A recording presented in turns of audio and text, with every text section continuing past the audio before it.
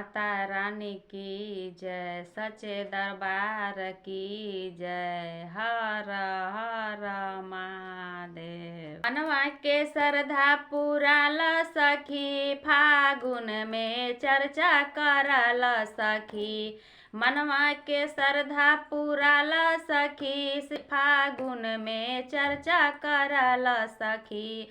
फागुन में चर्चा कराल सखी, फागुन में चर्चा कराल सखी। मनवा के श्रद्धा पुराल सखी, नवा के श्रद्धा पुराल सखी, मनवा के श्रद्धा पुराल सखी। पहिला चर्चा हो मंदिर करैहा, मंदिर करैहा हो रंगवा उड़, अरे मंदिर करैहा हो मंदिर करैहा।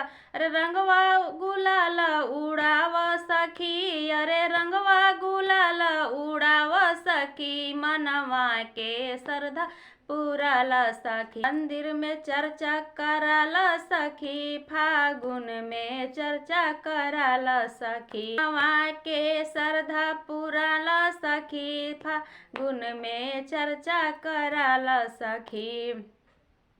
दूसरा चर्चा घरवे करैहा, घरवे करैहा हो घरवे करैहा।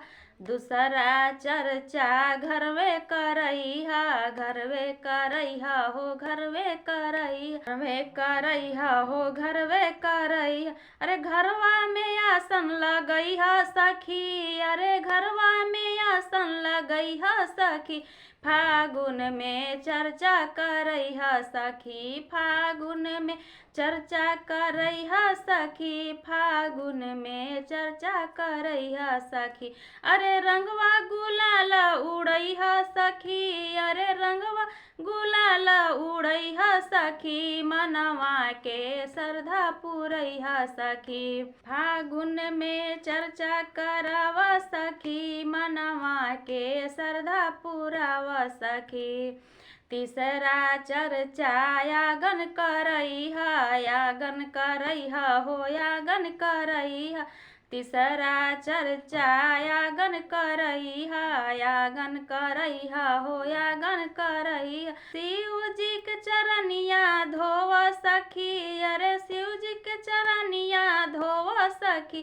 फागुन में चर्चा कराव सखी, मनवा के श्रद्धा पुराव सखी, फागुन में चर्चा कराव सखी।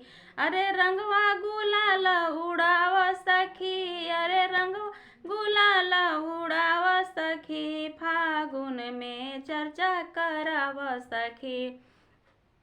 चौथा चर्चा हो दुआरा करैहा, दुआरा करैहा हो दुआरा करैहा।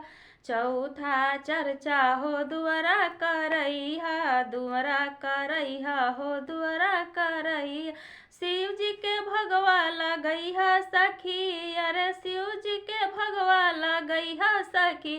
फागुन में चर्चा कराव सखी, मनवा के श्रद्धा पुराल सखी, फागुन में चर्चा कराल सखी।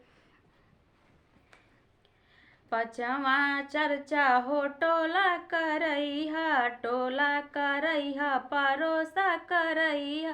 पचवा चर्चा हो टोला करैहा, टोला करैहा हो परोसा करैहा। अरे टोला में सखिया बोलाव सखी, अरे टोला में सखिया बोलाव सखी। मनवा के श्रद्धा पुराल सखी, फागुन में चर्चा कराल सखी, मनवा के श्रद्धा पुराल सखी। रंगवा गुलाल उड़ाल सखी, अरे रंगवा गुलाल उड़ाल सखी, मनवा के श्रद्धा पुराल सखी।